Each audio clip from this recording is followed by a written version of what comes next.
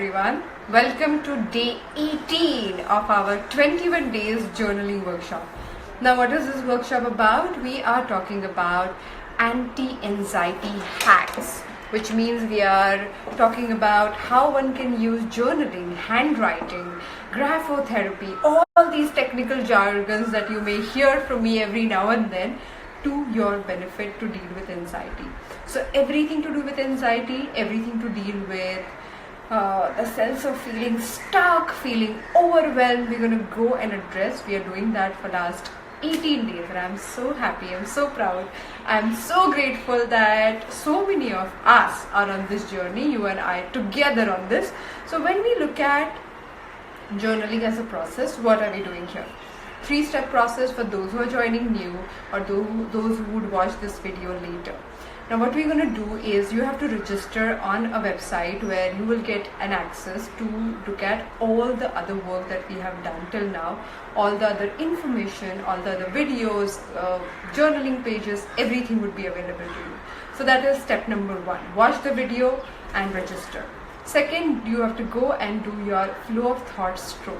A stroke that I believe is causing a movement. We are literally changing things with a movement at a time. Every time you do the stroke, we are changing something, and so many people are joining the movement. So definitely join the movement by doing the flow of thought stroke. And the third thing is respond to the question. So hello everybody who is joining in. Hi Pooja. When we look at new areas, when we look at new spaces that we are opening through journaling, we are also going deeper than our normal way of looking at our emotions. I think about this as deep sea diving. When you are a professional deep sea diver, you are given a rope which you hold and you literally go down, and it's about how much you can hold your breath. But somebody who does not have the technique of how to hold breath and how to go dive deeper may only remain on the surface. You want to go down, you desire to do that, but you can't do it because you don't know how to come back up. Now when we are doing this process of using graphotherapy and doing journaling, you are having that rope with which you can dive deeper. And I rely on this stroke very much because I've used it over the last 15 years again and again, repetitively with different clients, different problems, different situations. So when you test something so many times and literally put a method, a therapy to test, like I was the observer, I was not a believer who said, oh my God, I know this stroke gonna work, so you must try it. I would not do that. I would say, okay, let's try this stroke, which also I keep doing with all of you guys. I say, okay, let's try this stroke and tell me how you feel. Let's observe what's happening. And that's my approach to look at any therapy. Because you never know what works for somebody, what doesn't work for the other person. So there are no set rules in psychology or human behavior. But there are set ways to break patterns. So if you find a tool that breaks patterns, if it breaks your pattern, then hold on to it, because you want to make sure that you use that method again and again and again to achieve different kind of results. I think the light is slightly weak. Just give me a moment.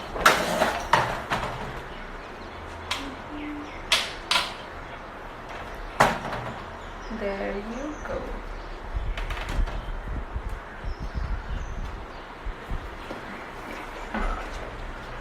So when we look at this overall therapy, look at it as diving deep with the help of the graphotherapy alongside you. Okay, so in the future, when you look at graphotherapy and you want to jump in, or if you want to use journaling, even after this workshop, take 10 minutes to do a stroke practice and then ask the questions. You can ask these 21 questions again and again and again, and more you will ask them, you'll realize how powerful they become, how intense they become. As part of my actual high performance coaching, I use some questions and I repeat them up to a month. So people are asked to write responses to the same question, because I feel we are like a river, isn't it? We cannot step into ourselves the second time. Every day you have new thoughts, new experiences, new interactions, new realizations, and all of that changes us on a daily basis.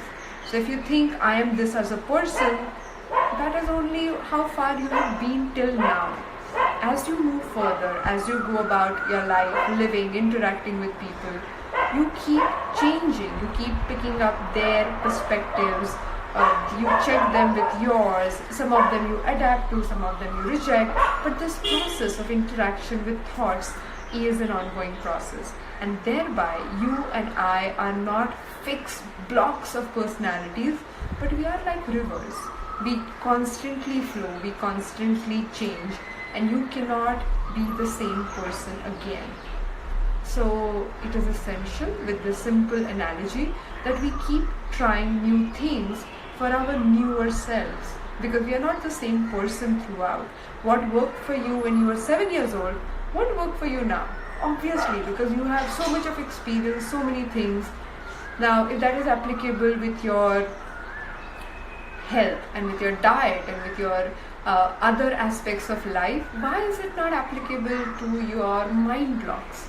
What worked as a tantrum might not work right now. It worked in the past because that time it was different situation, you were a different person, things were different, but today that's not the same case. So trying to implement the things that were not working or working in the past, and trying to see how they can show different results even if they are not showing results, is not the way to go about it. So what do we require to do? We require to drop ideas which are not working. We require to change ideas and adapt to new ideas, and that is because you're becoming a new person every single day. Okay? Now, I want to today speak about an idea which is underneath your flow of thought strokes. What does that mean? Flow of thought stroke. Oops, I paused. So flow of thought stroke is based on an idea that we can flow with things naturally. The idea is rooted in this process of going with the flow, understanding what is happening, changing things as and when required, moving things when we require to move them. And if we don't do that, if we don't move things, if we just hold on to our old ideas, then we become these solid people. I think the dogs are giving me a competition today. Okay, thank you. So what causes anxiety most of the time? Anxiety is caused when we believe that the outcome of this scenario, outcome of this relationship, outcome with this person is this certain specific idea. Let me repeat this point. Most of the time we feel anxious when we have held this very certain specific idea as an outcome of a project, of an event, of a relationship, of anything that you pick up. And if that outcome becomes unavailable to us, if that outcome becomes uncertain, and we feel, oh my God, if I don't hold on to it hard enough, if I don't do things perfect enough, then that outcome won't be available to me. If that is what you feel through the process, then it becomes extremely exhausting, and you feel anxious. You feel the need to control every single thing out there. Where it comes from? It comes from the certainty in which we are rooted. Now, unfortunately, more married you are to the idea of certainty, less flow you experience, less creativity you experience, less ease you experience. Most of the time you want to repeat what you have already done. You want to make sure that you constantly create patterns of things which have already worked in the past. So it is operating only from that limited space. And you know how in math problems, if you are given a new addition or new part of the problem that you haven't prepared for, sometimes they have this identical problem in your practice book or in your textbook, and they just change numbers or some denominators, and they just throw it, and you know the steps because it is already practiced before. But if they add something new that you have not practiced before, you feel confused about it. You're like, oh my god, I don't know the logic, how do I move forward? And that's exactly what happens when people try to repeat their tried and tested formula in the future. So that formula that worked for you also worked for that old self, that other person who you were when you were 3 years younger, 5 years younger, 7 years younger. You were in that situation which was with say person X, Y, Z. Today you are in a new situation. Today you are in a new zone and new perspective and new challenges. So that method might not work. But if you are fixated about it, if you believe that I need to hold on to that outcome, that method, then you would find it very, very difficult to maneuver further. And that is what we are talking about. To flow. And that's what we are trying to induce more and more. With the therapy that you're practicing, you're inducing flow. I did not tell you all these things because I didn't want you to look at this process cognitively. Most of the time when we keep thinking, we stand in the way of the process. You become the dam in the flow of the river that could have gone much faster. You literally stand in between and you say, but I don't understand it. Yeah, I don't care if you do. At this point, let your body move and let the stroke be, and we will still create the results. You're like, yeah, but like this is conflicting to my otherwise belief. Exactly. That's why I don't want to get down to explaining you the belief with the handwriting stroke, and you just get out of the way so that we can work with your body. It's literally your body working along. Now the point is why this body working along is more effective than your mind working along. Because bodies are honest. Bodies don't carry past as much. They may carry scars, but if they're infected, they will remain infected till the point they're infected. Now once they deal with it and it's gone completely, it won't come back because it had happened before. It may come back as a new infection and you might be prone to it. But that doesn't mean they keep following the same pattern only because it happened once. But mind has that tendency. Also, mind colors the reality or the scenario a lot more, whereas bodies are even honest with that. If you have worked out in the past, and you may know the workout very well, and it happens with people who do yoga a lot more, that if they keep practicing, they reach a certain level of flexibility. And then they don't practice for a few months, and then they are very confident that I got this asana and I will be able to repeat it. But when you go back on the mat again, it doesn't work the same way because your body has accumulated a lot more resistance and you cannot repeat it, and your body is honest about that. Your mind may just pretend to know it. Your body won't do that. So bodies are honest. So when you establish communication with your mind through body, and also very, very important part of it is breath. So a lot of breath work, as I may call it at this point in time, comes from Swara Yoga. Swara Yoga is also a branch of yoga. So a part of my training, I've done my teacher's training in yoga. So I read a lot. I love Sanskrit, so I keep reading different schools of yoga. So Swara Yoga is about how your breath can actually alter and communicate a lot of information about your mental state. And when you use it carefully, and we have woven it together with the handwriting practice, it affects and it creates the impact that otherwise you cannot reach. So we are using body, we are using breath. Going back to the similar principles of yoga, where you use body and your breath, and you turn certain body organs, parts in a way that can actually create the impact on your mental state. So if you know Yoga Sutra, if you have ever come across actual school of yoga, you will know that it is a lot to do with how you think and feel in communion more than the physical aspect of it. Similarly, handwriting, the way I use it, it comes from that space. So that's why it is essential that you do the breath work through handwriting, the stroke, and then you do the journaling. Okay, so anytime you use it in the future, that is a key. Just 10 minutes of S-stroke and then start journaling. Even if you're feeling confused, you're feeling lost, you're like, yeah, I want to do this, but I haven't thought enough through the process. No problem. Whatever is your process, just do S-stroke and get to journaling. Okay? So let's come to the concept of flow. Now flow is about, so I'll tell you flow. It comes from a concept. An Austrian psychiatrist worked on this concept called flow. He was fascinated by the whole idea of how exactly some people get completely absorbed in the activities they pick up.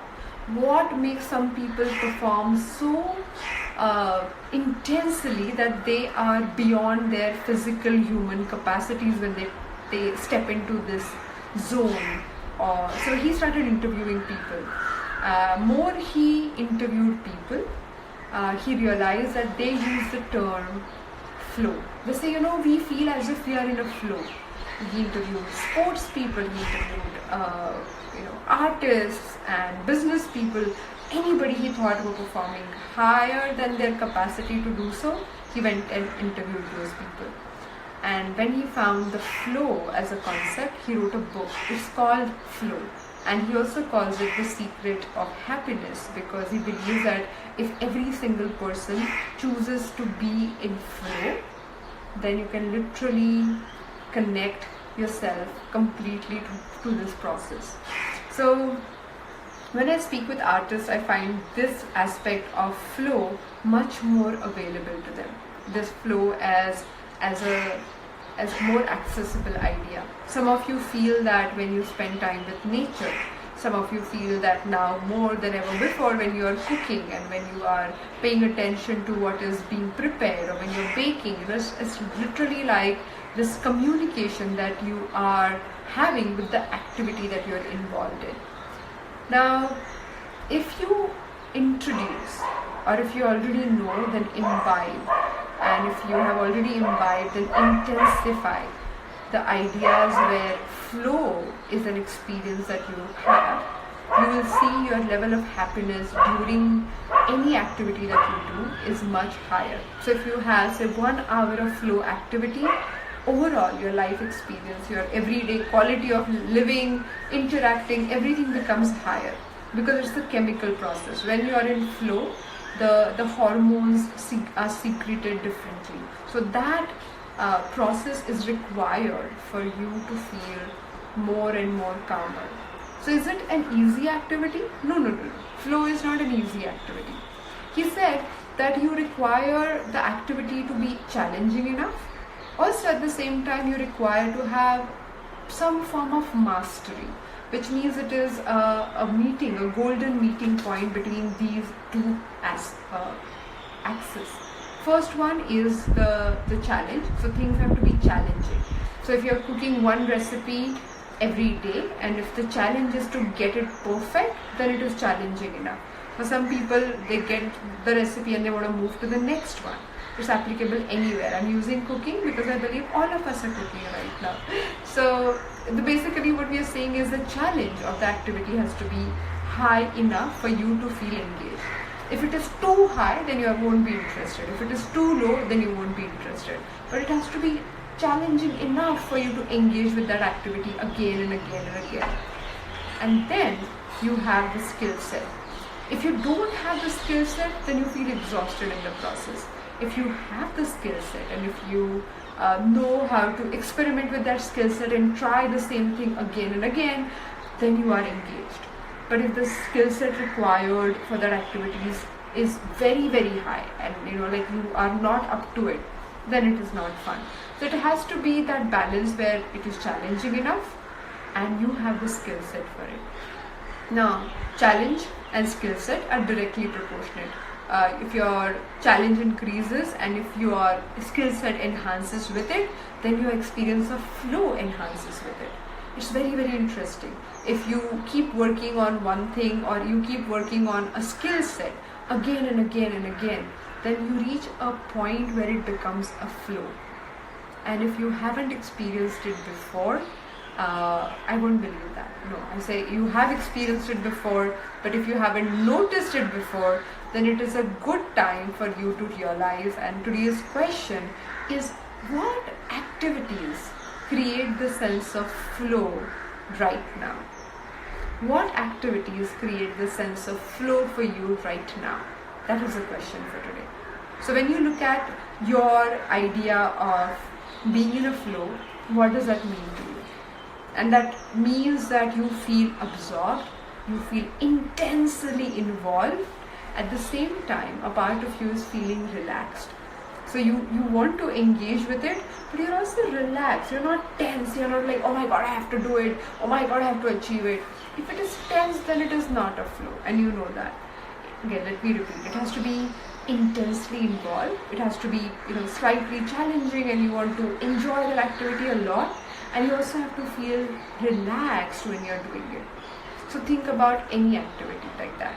It could be a random activity. It could be an activity where, from the past, from childhood, you can think about it and then say, what is like that right now?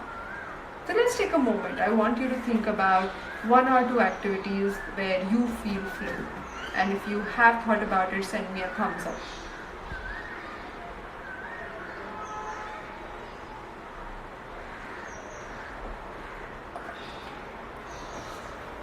You did not write the activity, just think about 1 or 2 and just send me a thumbs up.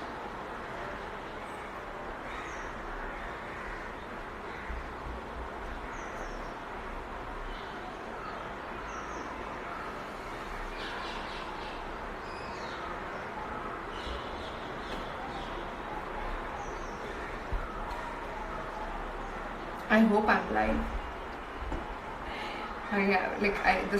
The screen is steady for a very long time, so I hope you guys are there and I'm speaking with you. If you can hear me, say hello, say thumbs up.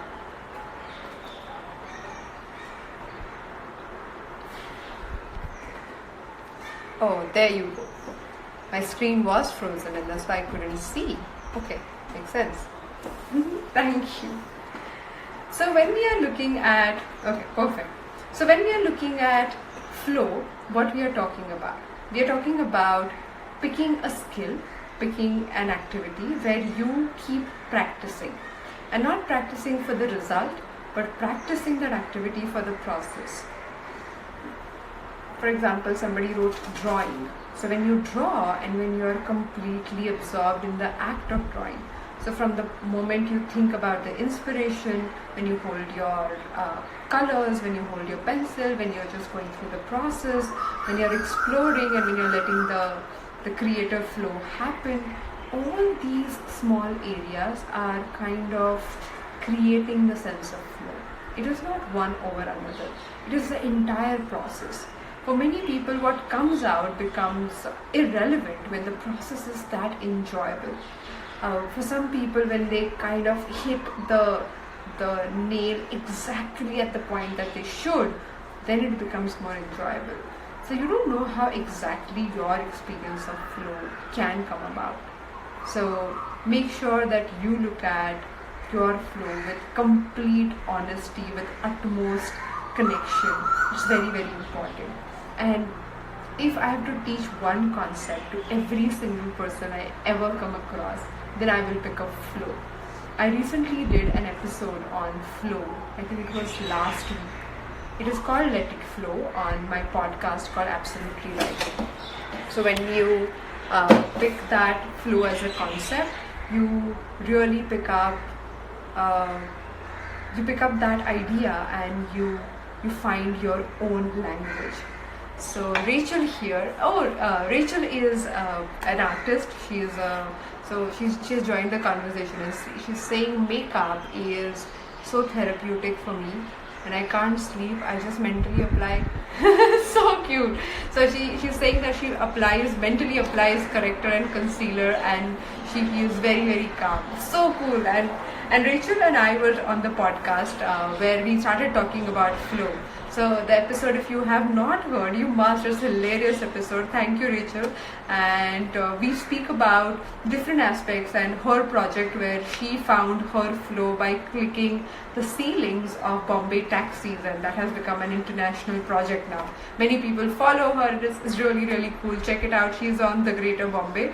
And when we were speaking in that conversation, we found out so many aspects of flow that she was experiencing as an artist.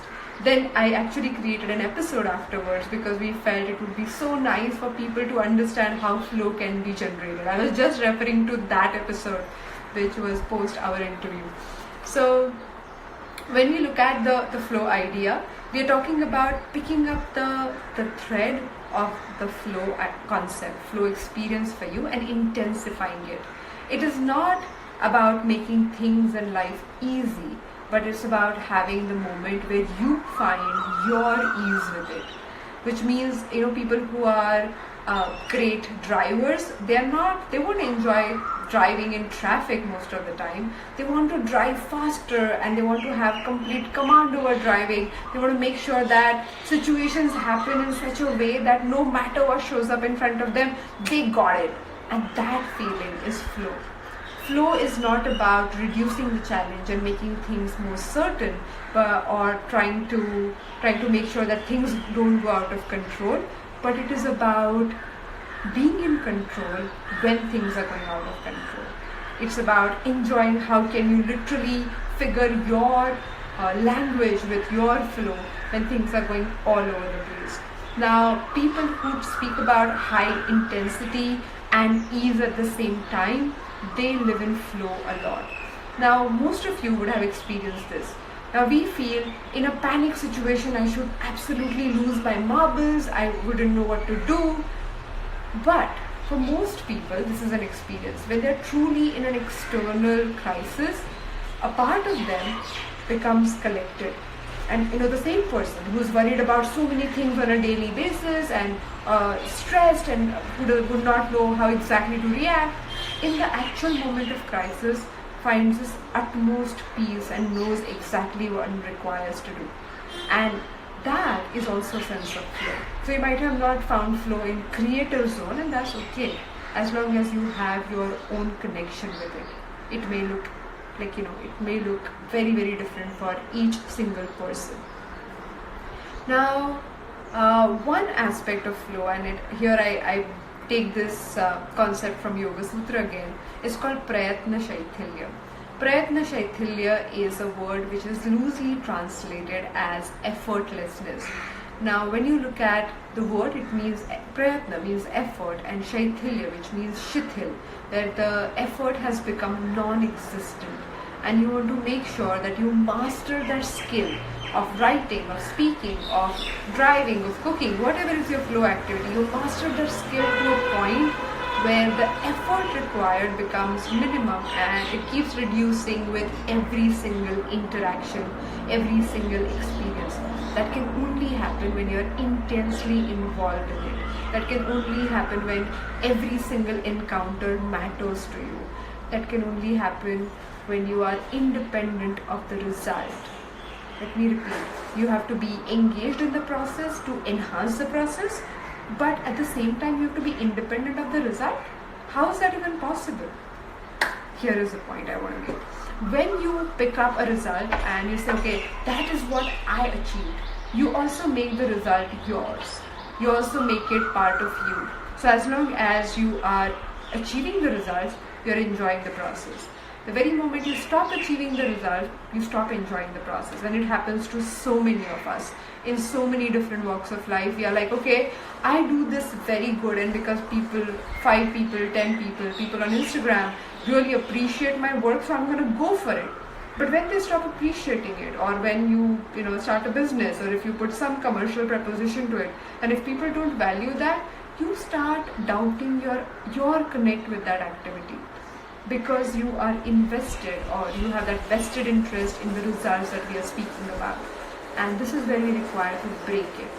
If you realize that you can be intensely involved and you need not be associating the same intensely being involved to the exact result, then there is a space, there is a gap for us to walk further and feel more flow, and walk further and feel more flow. Most people feel flow when they are doing things that they have picked up as hobbies. What is the difference between having a hobby and having the same skill as a profession? Yesterday I spoke about this. I said, when I'm willing to do something, then I wish to do it. And if I have to do something, then there is a compulsion, then I feel I'm dragged into it. Now, if you feel dragged into the activity of flow, it also happens because you are vested in the outcome of it. So imagine having a space where you can have that flow experience and you can enjoy that flow experience pretty much every day and not be associating it with your identification or the results. So we have to find what are those flow activities for you. Make a long list if you have one. You're lucky if you have a long list of flow activities. Try and figure out if you would like to go back. Somebody said they like to do crochet. Somehow Drona Wellness is saying I somehow calm down and think what's next in that few seconds. That's so true. And mere thinking and mere engaging with what's gonna happen next makes us feel so calm and so collected, and we want to have that. So I hope this conversation of flow is as exciting for you as it is for me, and for some of us here who have flow for living as a reality. For some of you who are choosing flow as a hobby. For some of you thought about flow as one fine day I will get to it. Now this is the time. If you are postponing the idea, if you are saying one fine day I will do it and then it would change and I will get there one day, that is not necessarily what we require to do anymore. So unfortunately, when all the people forget flow or their connect with themselves or self-care or self-nurturing careers, and if everybody is running behind a certain outcome, we think it is normal. If everybody is choosing toxic behavior, then we think it is normal. If everybody thinks that sticking all the emotions which are uncomfortable under the carpet is a cool thing, then we start believing that as a norm. That doesn't mean anything. That just means that everybody collectively has agreed to a norm. That doesn't mean that is your norm. It may take some effort, courage, challenging situations to accept that, but if we don't accept it, then it is very difficult for us to find our sense of truth, our sense of authentic self. Okay, so at least while journaling, stay honest, stay authentic, and stay committed to the process of removing all these norms that you have bought. So when you talk about your flow, be as honest and as intensely present with that idea. Over to you guys. If you have any questions, we'll take that now.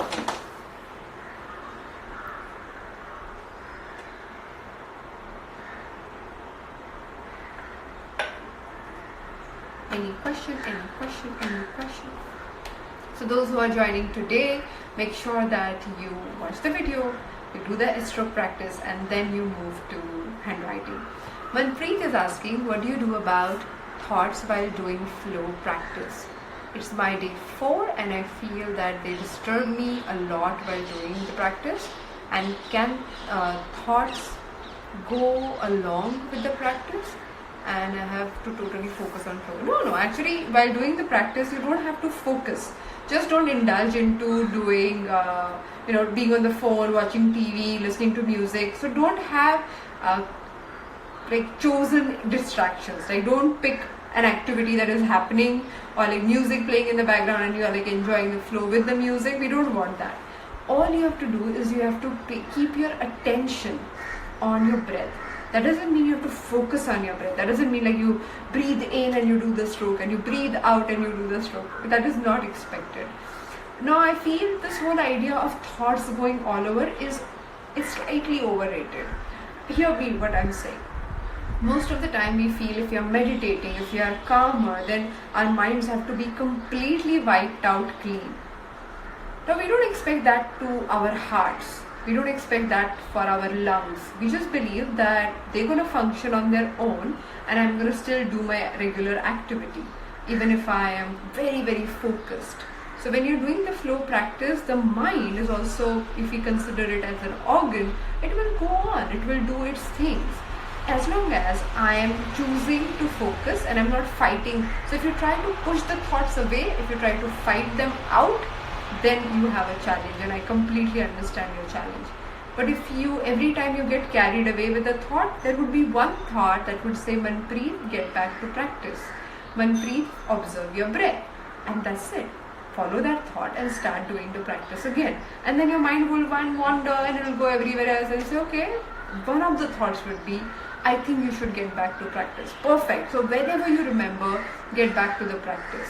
And if you have sat for the session of practicing session with an intent of doing the practice and focusing on your breath, even when your mind wanders, your hand is moving. You're still part of that activity and it will get back. Slowly and steadily, that space will become calmer for you. But we are also using this activity as a way of recharging your battery. So you may go out and you may have a very, very difficult day. Oh, sorry, you can't go out. You may get on a Zoom call and you may have a very difficult day, and then you get back to your handwriting therapy, and there you're feeling disturbed and your thoughts are going all over. When you keep doing the practice, you're teaching your mind that when I do this practice and when I observe my breath, I have a mechanism to recharge and calm down and be settled. Now that's what we're inculcating, and in these 21 days, that's what you will experience. Okay? Any other question? Hello.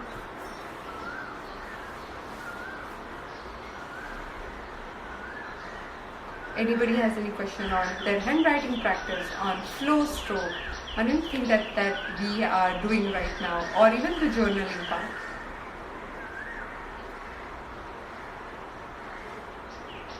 Welcome. So here we are. So tomorrow I will see you at 4 o'clock at the same place, which is Instagram Live. And today we have one of my favorite artists, Arzan Khambata. Arzan is okay. I'm gonna take your question. Arzan is a sculptor and he is an architect by education and sculptor by profession, and he has done some amazing work over the years. He will be teaching us how to doodle. So I thought, like how S-stroke looks like doodling. So what if we ask him to look at the handwriting and how he interprets it. So he will be doodling and he'll be teaching us how to doodle in his own artistic way. I'm going to analyze his handwriting and we will be speaking about different aspects of his personality and journaling. So let's see how it goes. So Priya asked, journaling feels incomplete. Like what after answering the question? Thank you for this question, Priya. It's a very, very interesting question. Now, what do we do when we journal? We stir the pot and we kind of shake the basis of your fixed thinking process. Now, one of my favorite quotes that I keep saying in many, many sessions, that once you see something, you cannot unsee it. Which means once you have observed how faulty your fixed idea was, you cannot unsee it. Now, I am inculcating a habit for your mind to ask more questions. So when you become fixated, when you believe that this is how it should be done, and when that certainty sets in, then anything that is uncertain that shows up, you start panicking. You start feeling anxious. You want to get into the control and you cannot surrender no matter what. But with the habit of journaling, when you have questioned yourself in multiple ways, some of journaling questions are also about what action can I take? What options do I have? What are my motives? So when we are literally bringing different new perspective to look at the same situation, where in the past you had looked at that situation from one angle or maximum 2 angles. Now here we are bringing up multiple angles to look at it. Can we go back and change the situation in the past? We cannot. But if we know that we had these moments to choose from, next time when you're in the same situation, your mind will not use a default mechanism. So it is literally like shaking your mind to grow further. It also comes from the innate belief and an observation that I have had over the years that minds are growth oriented. Our natural source of life or how we function, like for example, a seed knows how to become a tree. A bird knows how to build the nest, that they don't require any training. Similarly, we also know how to build a nurturing environment within ourselves with our thoughts and with our physicality, but we do not implement that because we have these fixed ideas. So it is unnatural to feel anxiety. It is unnatural to feel that sense of repetitive compulsion to do something. It is not a natural thing that we were wired to do. The very moment we remove the unnatural pegs that we have put into our wheels, the wheel knows how to move. And that is what the process that we are inculcating here. Thank you for this question. Do we have any other questions? No. So let's conclude for today. Those of you who are interested in knowing how Arzan Khambata can teach us doodling, please join me at 6 o'clock. We're doing this Insta Live. Otherwise, I will see you tomorrow at 4 o'clock. Bye bye.